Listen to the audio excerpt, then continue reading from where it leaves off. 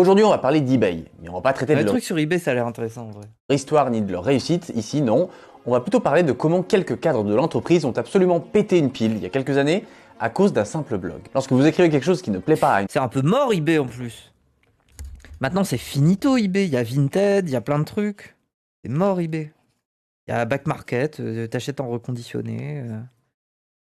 entreprise, ils peuvent envoyer une armée d'avocats pour tenter de vous terminer. Et c'est le schéma classique. Mais eBay, eux, ils ont eu une stratégie beaucoup plus sordide. Car David et Ina vont vivre T'as des vis toujours aux USA? Ok. Et aux USA, ils ont pas un truc qui s'appelle Craigslist? C'est un peu la même chose que eBay, non? mois de stalking, des insultes, des livraisons inquiétantes et même des menaces de mort. Bienvenue sur l'une des histoires tech les plus improbables qu'on ait eu à traiter. Mais avant ça, vous vous dites peut-être, et si je vendais des trucs en ligne? Eh bien ça tombe bien car on a le partenaire parfait pour créer votre boutique en ligne, Odoo. Car oui, Odoo, c'est pas qu'une plateforme Craigslist, c'est plus le Bon Coin. Ok. Mais le Bon Coin, c'est mieux en vrai, je trouve. pour créer des sites. Il propose aussi des applications de compta, de gestion de projet, de ressources humaines et plus tout est du comment. Et vous, Odoo, vous avez autour d'un plus de 50 ans plus d'histoire. Alors si ça remercie Odoo de nous accompagner sur cette vidéo. Merci Odoo. On est dans les années 80 quand Ina et David Steiner, nos protagonistes du jour, se rencontrent à l'université. Alors rapidement c'est le coup de foudre et plus de 50 ans plus tard, leur couple tient toujours. Bravo, on est tous jaloux. Et le secret de leur réussite, c'est peut-être leur passion commune, la brocante. Oui, leur petit kiff, c'est de trouver la perle rare sur les marchés. Et en 1995, une révolution technologique va débarquer dans leur vie. Putain, la brocante, hein. Incroyable, la braderie de Lille. C'est plus ce que c'était, hein. Depuis les attentats, depuis le Covid, c'est plus ce que c'était. Moi, ça me manque les vraies braderies de Lille, là, quand j'étais gosse, avec des tas de moules immenses. C'est l'anarchie dans la ville pendant plusieurs jours, là, c'est trop bien. Auction Web, un site d'enchères où n'importe qui peut vendre des objets, enchérir et bref, faire son petit marché. Eux qui ont consacré une grande partie de leur week-end à faire des bonnes affaires dans les brocantes du pays tout entier, on leur promet soudainement de trouver des trésors depuis leur ordinateur. Alors à ce moment, pour eux, il n'y a pas de doute, c'est ici qu'il faut être maintenant. C'est sûrement le futur de la brocante. Oui, c'est bizarre dit comme ça. Et ils ne sont pas les seuls à se rendre compte du potentiel de ce nouveau site, car il va rapidement cartonner. Et un an plus tard, on le connaîtra sous le nom un petit peu plus connu d'eBay. Et d'ailleurs, pour Pas l'année... besoin de la braderie pour que ça soit l'anarchie dans l'île. Ouais, faut arrêter de bander sur l'île, hein. À part des bars de Oisem où il y a quelques déglingos, c'est pas non plus l'anarchie, hein, l'île, hein. Calmez, quoi. Bon. parce qu'on Plutôt tranquille la nuit, hein. À part si tu vas près de la gare et tout. Mais... pourra jamais le caler ailleurs sinon, la toute première vente d'eBay était un pointeur laser cassé. Oui, cassé, oui. Vendu une quinzaine de dollars par le président de l'époque. Et surpris, il a contacté l'acheteur en lui demandant s'il avait bien compris qu'il venait d'acheter un laser cassé. Et oui, il avait bien compris. I still have the broken laser pointer.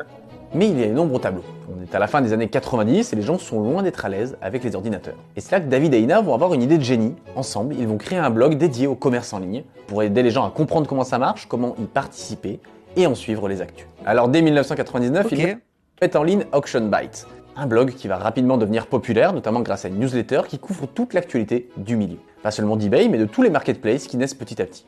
Et ils n'hésitent pas à donner leurs avis, parfois tranchés, et à critiquer certains acteurs quand c'est justifié. Mais c'est pas juste un blog. Non, David et Ina, c'est des zinzins. Ils ont des guides, des forums, des articles, ils ont même une TV. Ils ont Auction Bytes TV. Oui, ça c'est Ina, oui. Sur sa télé, sa chaîne à elle, pour parler e-commerce. Et tout ça, ça va super bien prendre. Au point où David et Ina, ils peuvent carrément vivre de leur passion, grâce aux revenus pubs générés par le trafic du site, et de simples brocanteurs, maintenant ils sont patrons de leur petite entreprise, le tout depuis leur maison. Le télétravail, ça fait 20 ans qu'ils connaissent. Ils finissent même par nouer des liens privilégiés avec les équipes de communication de plusieurs sites, dont eBay. Thank you for being the voice of the community. You've been at this now almost 9 years, 10 years? Since 99. Wow. So you've watched us grow up from, a pretty small company now to a pretty big one. Et ça, c'est une façon pour eux d'obtenir les infos en avance et de pouvoir les... C'est fou, hein, quand même, hein. Le développement des trucs GAFAM et tout ça, c'est une dinguerie à quel point ça a été vite. Ça doit être fascinant. Ça veut dire, tu peux littéralement passer une vie où t'as commencé à bosser dans un garage et 30 ans plus tard, t'es dans une maxi corporation avec des drones de surveillance, des vigiles partout, des salles sécurisées de serveurs et tout. Enfin, ça doit être fou, quoi. diffusés au plus grand nombre. Ils se font même le porte-parole des vendeurs et n'hésitent pas à partager régulièrement les divers bugs ou glitches ou même réclamations qui peuvent poser problème, tout en contactant les concernés à chaque fois pour qu'ils réagissent. Dans le cas d'eBay, habituellement, ils répondent et ils règlent les problèmes dans la foulée. Mais en 2008, Ina reçoit un email du directeur de la communication de l'époque, José Malabo. Il lui dit clairement que si jusque-là ils étaient coopératifs, eh bien ils ne comptent plus s'exprimer sur tous les problèmes techniques. Avec ces histoires de bugs, ça va bien 2 secondes, mais ça commence à nuire un petit peu à leur réputation, tout ça. Ina, elle, ça fait 10 ans qu'elle fait ça, elle reste pro, elle le remercie d'avoir clarifié sa position, et elle lui dit qu'il est le bienvenu dans les commentaires s'il souhaite s'exprimer publiquement sur tous les bugs qu'ils vont partager. Il commente avec son vrai nom en réaction à un nouvel article, mais il décide aussi de laisser un autre commentaire, avec un pseudo différent. Toi et David, vous êtes d'énormes blagues. Écrivez plutôt sur la morve qu'il y a dans vos narines. Ouais, ça lâche des punchs, ouais. Mais pas de bol, il a gardé la même adresse IP. Ce que voit immédiatement David, qui l'interpelle sous son vrai nom et lui explique qu'il sait très bien qui il est. Tout le monde en commentaire se met alors à se foutre de la gueule d'eBay. En 2009, il découvre qu'un autre cadre d'eBay s'amuse à créer des faux profils en boucle sur leur site et à critiquer leur méthode. Le but étant, d'après eux, de les discréditer auprès de leurs lecteurs. Et cette petite guerre, elle va aller crescendo. eBay Mais comment ça se fait? Les cadres, ils étaient pas heureux dans l'entreprise? va aller jusqu'à se plaindre directement auprès de l'hébergeur des Steiner en 2012. Le motif? Plaider que ce blog est une page de phishing. C'est assez étrange comme procédé et surtout ça vaut pas grand chose. Parce que là en fait, ça se voit qu'il n'y a pas de phishing. eBay a retiré sa plainte de peur de passer pour des rageux sûrement, ce qu'ils sont totalement. Mais ce genre de coup de pression, c'est quelque chose qui inquiète pas mal David Aina. Certes la plainte ne vaut rien, mais imaginons si elle était passée au stade d'après. Ça aurait juste pu mettre un stop à tout ce qu'ils ont construit depuis des années et ça aurait été chiant. Et pourtant, J'ai rien compris. Moi aussi je suis un peu largué. C'est quoi le problème? J'ai l'impression que c'est des cadres internes à eBay qui font des faux comptes pour critiquer eBay en commentaire. Cette guerre froide bizarre avec eBay, David Aina décide de rester pro jusqu'au bout. Il essaye toujours de rester objectif quand il parle de la boîte, en bien ou en mal, et il continue quand ils en ont besoin de poser des questions à leur équipe de com. Sauf Apparemment, David et machin, c'est eux qui ont créé le principe d'eBay. eBay a repris le truc, et ensuite ils voulaient discréditer le... Ils essaient de défendre eBay. Oui, c'est des cadres de chez eBay qui viennent tracher le site qui a été à la base ce qui a inspiré eBay. C'est ça, non? Elles ont reçu l'ordre de ne plus jamais répondre à leurs appels.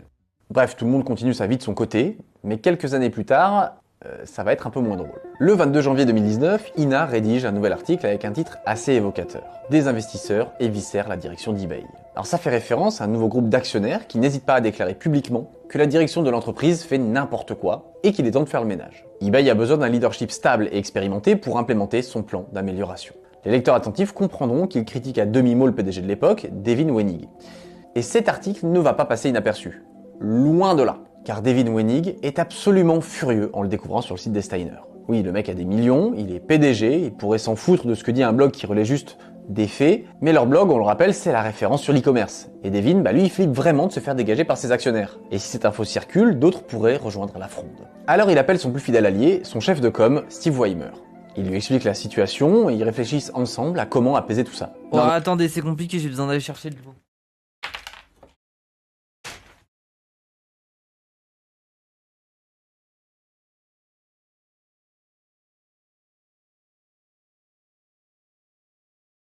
En gros, si je comprends bien, il y a les Steiner qui ont un site où ils parlent d'e-commerce, ils font des reviews de trucs d'e-commerce, et ils font des reviews sur eBay. Et eBay n'aime pas beaucoup ça. Non, je déconne. Aucun apaisement. On part en pleine guerre frontale. Le mot d'ordre et ses textos, on va détruire cette femme. À tout prix. Il faut la faire tomber. Et c'est ainsi que toute une machine de guerre se met en place au sein de la division de sécurité d'eBay. Avec un seul mot d'ordre, neutraliser le blog des Steiner. Peu importe les méthodes. Un peu, en gros, les Steiner, ils ont un peu un truc d'association de consommateurs. C'est un peu ça. Pour informer les gens sur les pratiques des sites et tout. Quoi de mieux que des bonnes pratiques d'intimidation à l'ancienne? C'est en tout cas l'avis de cette équipe constituée en partie d'anciens flics. Et d'après la rumeur, aussi d'anciens de la CIA. En juin 2019, un officier de sécurité d'eBay est dépêché à Boston, la ville où réside David Aina. Armé d'une bombe de peinture, il recouvre le portail du couple avec l'inscription Fidomaster en noir. Fidomaster, c'est le nom d'un utilisateur présent sur leur site et qui très régulièrement laisse des commentaires assez incendiaires sur la politique d'eBay. Oui, eBay, un titan du web, vient de taguer la maison d'un couple de cinquantenaires. Ouah, c'est une dinguerie. En fait, ça me rappelle l'histoire du gars là qui ouvrait des boosters Magic et un gars lui avait vendu un booster en avance et il s'est retrouvé à ouvrir un booster qui n'était pas encore sorti. Et Magic a littéralement envoyé des agents pour le pister et pour le menacer d'avoir fait du je sais plus quoi là. Je vous laisse prendre une seconde le recul sur cette situation. Mais c'est pas assez pour Weimer. Oh non! Sa réponse ne se fait pas attendre, il renchérit même « Je veux l'avoir brûlée, c'est une troll complètement biaisée ». Quelques semaines plus tard, David et Ina se font insulter par un mystérieux compte Twitter qui prétend que leur site est en train de détruire la carrière de nombreux vendeurs. Et dans la foulée, ils se mettent à recevoir des centaines de newsletters de mauvais goût dans leur boîte mail. Des abonnements à une église satanique ou encore des sites fétichistes. En août 2019, David reçoit l'appel d'un magasin dans l'Arizona qui lui annonce qu'ils n'ont pas réussi à lui livrer leur spécimen en fluide. Vous vous demandez sûrement ce que c'est un spécimen en fluide. Eh ben David aussi se pose la question. They couldn't deliver the wet specimen that we had ordered. Quoi? And not having any idea what a wet specimen was, I asked her. She said it was an embalmed pig fetus. Et sans hésiter, hésiter, David raccroche et appelle la police. Il refuse de subir plus longtemps ce qui semble être une véritable campagne de harcèlement. Une patrouille arrive et prend directement leur déposition. Et par pur hasard, alors que les officiers s'apprêtent à repartir, un livreur toque et dépose un paquet. À l'intérieur, ils y trouvent un masque de cochon ensanglanté, tout droit tiré du film Saw. Ce soir-là, David et Ina Mais il faut doser là, c'est... passent sûrement l'une des pires nuits de leur vie. Et c'est surtout Ina qui va Waouh. Et après, derrière, il y a des anarchas pour bander sur le fait des corporations qui se défendent elles-mêmes. Hein. Waouh. avoir du mal avec toute cette situation et qui va être obsédé par tout ça. David, lui, va faire ce qu'il peut pour la consoler. Il nous répète que c'est malheureusement le jeu sur Internet et qu'il y aura toujours des personnes mal intentionnées. Et que tout ça, ça ne devrait pas les empêcher de poursuivre le travail qu'ils ont toujours aimé faire. Enfin, ça, c'était jusqu'à ce que David reçoive un paquet à son nom. Un colis Amazon contenant un livre soigneusement emballé dans du papier bulle. Un livre intitulé « Deuil, survivre au décès de son épouse ». Là, c'est la Ok. goutte d'eau qui fait déborder le vase. Car ce qui était jusque-là du trolling bien vénère, ça semble désormais se transformer en véritable menace de mort envers sa femme. À partir de là, David et Ina, ils prennent des dispositions radicales et décident de vivre entièrement barricadés chez eux. La situation est si triste qu'ils vont même faire chambre à part. Tout ça parce que t'as mis un mauvais avis sur eBay, quoi. Non pas parce qu'ils se supportent plus, mais dans l'éventualité où si quelque chose arrivait durant la nuit, l'autre aurait le temps d'entendre les cris et d'appeler les secours. Ina, elle va mettre au point des pièges au-dessus des portes et des fenêtres. Si quelqu'un passe par là, ça fera tomber assez d'objets pour réveiller tout le monde. Waouh, c'est incroyable, c'est le scénario de Maman, j'ai raté l'avion en fait. Et David, lui, ne passe plus une nuit sans faire Sauf que là, c'est eBay. de ronde et à scruter les caméras externes de leur maison. La paranoïa est totale. Malheureusement, l'affaire ne va pas s'arrêter là. Les appels et les livraisons néfastes vont continuer sans interruption. Un jour, Ina reçoit l'appel d'un magasin de sextoy pour lui annoncer que sa candidature... Putain, vous vous rappelez quand même, les gens, vous rappelez pas de ces films là? Maman, j'ai raté l'avion et tout.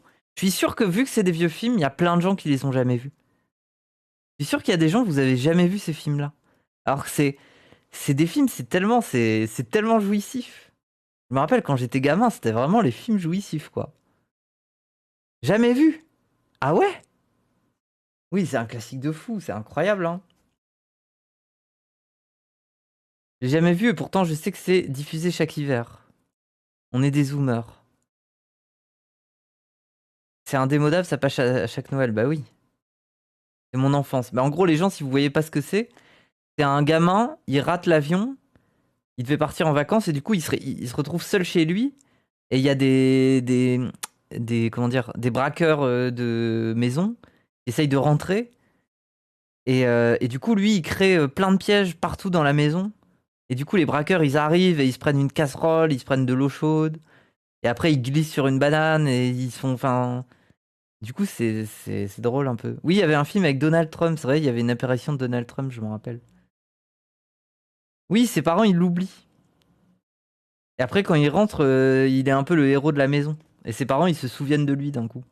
Les néfastes vont continuer sans interruption. Un jour, Ina reçoit l'appel d'un magasin de sextoy pour lui annoncer que sa candidature pour ouvrir une franchise vient d'être acceptée. C'est très fin. Un autre jour, David ouvre un colis et découvre avec horreur qu'il est rempli de larves et d'araignées vivantes. Le jour d'après, c'est un homme qui vient déposer une urne funéraire et des fleurs devant leur porte. Difficile d'y voir autre chose qu'une menace de mort, encore une fois. Et puis il y a cette fois où un voisin vient toquer chez eux avec un magazine pour adultes dans la main.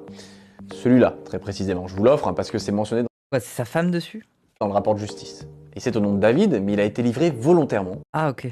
chez son voisin. Non. Oui, visiblement, effrayer David et Ina, c'est pas suffisant, il faut aussi les humilier auprès de tout le quartier. Sauf que là, il est temps de riposter. Ils peuvent pas juste vivre dans la peur, alors ils passent en mode journaliste d'investigation. Le moindre appel, la moindre livraison, ils notent tout et prennent la moindre information possible pour en identifier la source. Mais à chaque fois, ils font face à des responsables qui leur disent que malheureusement, personne ne va coopérer. Et puis l'inconnu qui les harcèle depuis des mois va finalement se matérialiser. Alors que David sort de chez lui pour aller acheter une nouvelle caméra de surveillance, il aperçoit un étrange SUV noir dans le rétro. Un SUV qu'il a déjà repéré quelques jours plus tôt, et qui porte des plaques new-yorkaises. Rien de bien fréquent dans le quartier. Alors David change d'itinéraire et commence à faire des détours assez improbables, histoire de se rassurer. Aucune chance que le SUV suive encore, ce serait beaucoup trop gros, et pourtant, il est toujours derrière lui.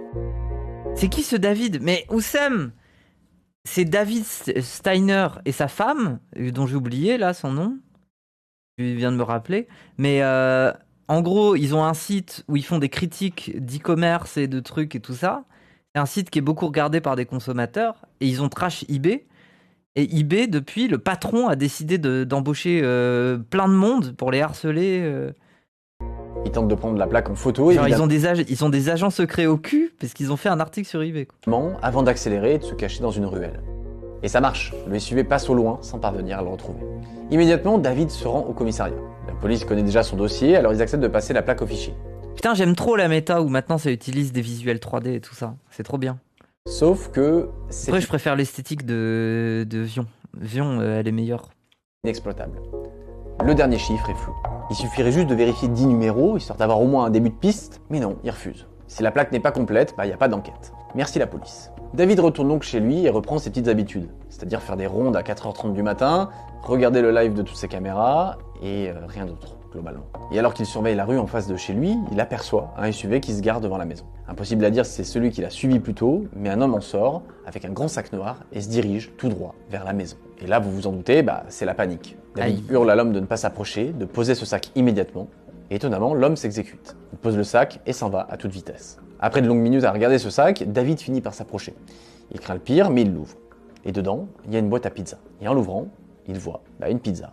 C'était juste un appel à la con à 4h du matin pour faire livrer une pizza chez lui. Oui, le mec en noir n'était pas un assassin, pas un stalker terrifiant, juste un livreur de pizza qui n'a pas dû comprendre pourquoi il s'est pris une gueulante. Et il est tendu, David, à juste titre. Ah oui, mais c'est le même SUV. Bref, le harcèlement se poursuit encore et toujours, avec une police vraiment très motivée à les aider.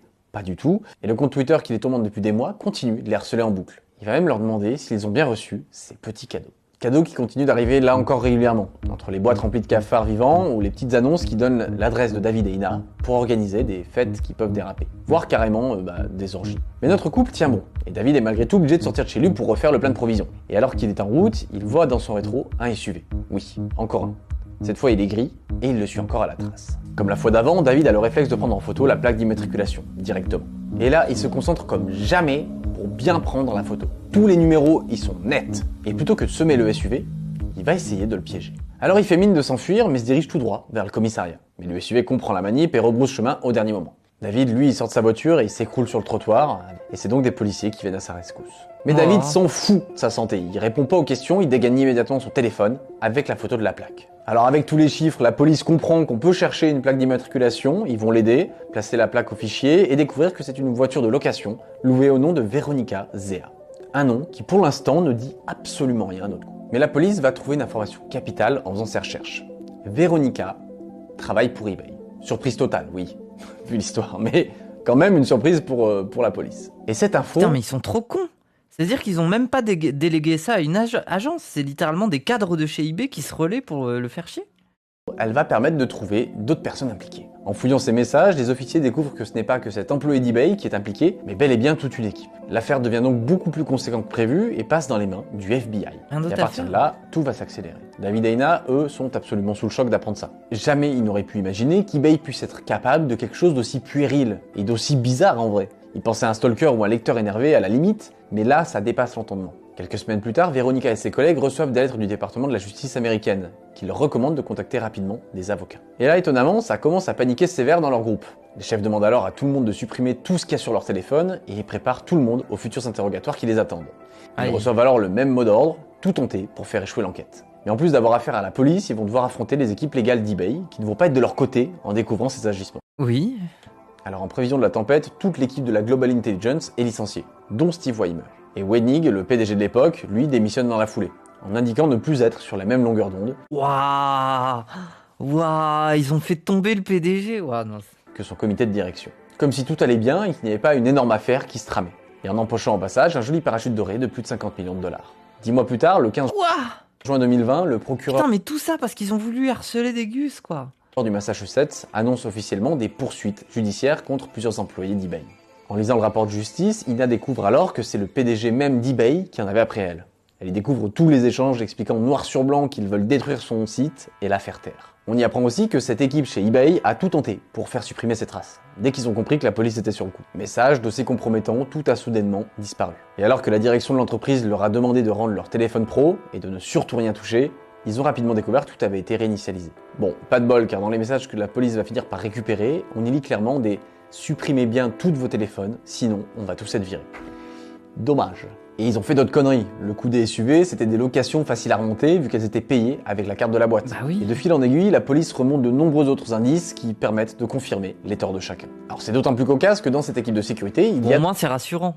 C'est-à-dire qu'une corporation avec quand même plusieurs millions à son actif... est capable de faire des petites bourdes comme ça, bon, ils n'ont pas non plus des milices privées, quoi, pour l'instant. D'anciens flics, qui étaient sûrement persuadés d'être plus malins que leurs collègues actuels de la police. On apprend également qu'ils étaient loin d'en avoir fini avec les Steiner. D'après les messages que la police a obtenus, cette équipe était en train d'acquérir du matériel pour forcer le garage du couple et installer des balises GPS sur les voitures. Rien que ça, ouais. Wow. Ils étaient déterminés jusqu'au bout pour les ruiner. Devant le juge, le couperet tombe, cyberharcèlement, stalking, tentative de détruire des preuves et surtout une offense constitutionnelle, celle de tenter de museler des journalistes. Des chefs d'accusation graves qui concernent 7 employés de chez eBay, dont... Putain, ça me rappelle le film. Le film avec... Merde. Putain... Ah, bordel! Comment il s'appelle? Celui qui a mis une gifle à Hollywood. Vous savez, il y a un film là où il se fait poursuivre par le gouvernement. Et littéralement, il y a des satellites. Oui, avec Will Smith. Il y a des satellites qui le regardent de... Il se fait observer par des satellites et tout. Enfin, je sais plus. Katniss, mais non. Ennemi d'État, c'est ça. Je me rappelle, il était incroyable ce film. Où littéralement le mec, il peut plus passer, il doit rester sous des ponts. Enfin, je m'en souviens. Et à la fin, c'était un peu une good end. En mode, il retrouve sa femme et tout va bien.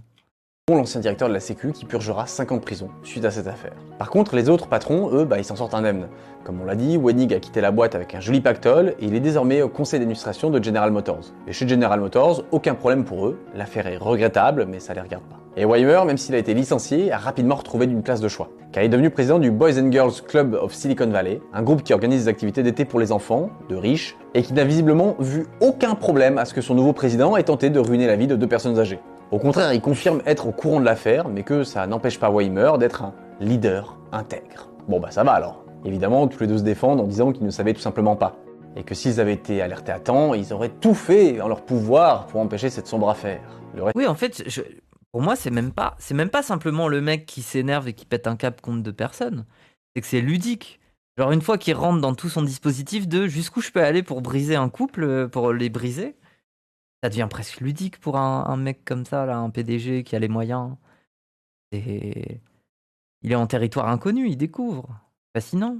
eBay se défend en disant qu'ils n'ont jamais validé une telle opération, évidemment, et qu'ils n'en ont jamais entendu parler. Ce qui, pour le coup, est en effet possible. Et l'entreprise a malgré tout été condamnée à payer plus de 3 millions de dollars d'amende, la peine maximale encourue pour ses chefs d'accusation. De leur côté, certains employés ont reconnu publiquement leur tort. Veronica, qui a été la première à être identifiée par la police, est absolument désolée d'avoir participé à tout ça. Elle se défend en disant qu'elle avait seulement 23 ans et qu'elle était manipulée par ses directeurs. Apparemment, c'est elle qui se tapait tout le sale boulot. On l'a forcée à espionner les Steiner, à mentir à la police, aux avocats d'eBay, avant de se faire licencier du jour au lendemain. Quant à David et Ina, ils continuent à vivre en ayant peur d'entendre leur sonnette, ou en apercevant un livreur. Mais il y a bien une chose qu'eBay n'aura jamais réussi dans cette affaire, et c'est interrompre leur site. Car tous les jours, comme à son habitude, Ina continue ils ont fait la meilleure pub pour le site au monde, en fait. D'écrire des articles sur son site, devenu e-commerce bytes depuis. Et elle ne compte pas s'arrêter de sitôt. Et ça, c'est quand même beau, après tout ça. Voilà, on trouvait cette histoire absolument folle, et étonnamment... C'est la meilleure pub possible, c'est comme Rima Hassan, faut pas l'envoyer au tribunal, faut pas l'emmener chez les flics, ça ne fonctionne pas. Traité, elle a tourné un peu en France, mais très légèrement, et de voir une entreprise aussi énorme faire un truc aussi lunaire, ça n'a aucun sens. On espère que ça vous plaira. On sait qu'en général, ce genre de boîte, quand il y a un problème, ils savent envoyer des armées d'avocats, des menaces de mort et des urnes funéraires, on n'était pas au courant, mais... Apparemment c'est possible, faites gaffe à vous. On a un Tipeee et un Patreon si jamais vous voulez nous aider à financer nos formats. Merci beaucoup à vous, merci à ceux qui donnent déjà, merci... Mais nous on a eu un peu nos petites affaires comme ça là, avec... c'était quoi? C'était le procès de... Merde, comment il s'appelle? D'ailleurs ça en est où? Il y a des gens qui... Je suis sûr il y a des gens qui passent chez Daimon là sur mon chat. Ça en est où le procès avec... Merde, comment il s'appelle là? Le petit péteux là. Le petit péteux d'internet qui se filme avec 3 caméras. Oui, Edouard. Merde, Stéphane Edouard, voilà, le Diamond Gate. Ça en est où cette histoire là? Que les gens, si vous savez pas, Stéphane Edouard, il a collé un procès, alors à Diamond, je crois. Il y avait qui d'autre? Le fou allié peut-être? Je sais plus. Kali, je crois qu'il était passé sous les radars, je sais plus. Celui dont on ne peut pas prendre au sérieux le nom. Un patron voulait tuer son employé syndicaliste en France. Après, ça dépend à quelle époque, mais ça m'étonne pas. Rappelle que, bon, Les grandes corporations aux Amériques se sont construites sur des patrons qui tiraient à coups de fusil sur les syndicalistes. Hein. Ça m'étonne moins, quoi. Mais ça dépend à quelle époque. Pourquoi il leur a mis un procès? Je sais plus, parce qu'ils avaient dit que c'était un con. Mais je crois que c'est parce qu'il avait pris le seum, parce qu'il y avait eu des leaks d'une... vous vous souvenez pas de cette affaire? Des leaks d'une conférence qu'il avait donnée, et où il avait dit... je sais plus ce qu'il avait dit exactement. Il avait dit, un viol sans violence, c'est pas possible. Genre, essayez de prendre votre sœur et de la violer, vous verrez qu'elle résistera, quoi. Donc c'est pas possible. Donc sous-entendu, les femmes qui se font violer et qui se sont pas battues, bah, elles sont pas fait violer. Enfin, c'était un peu ça.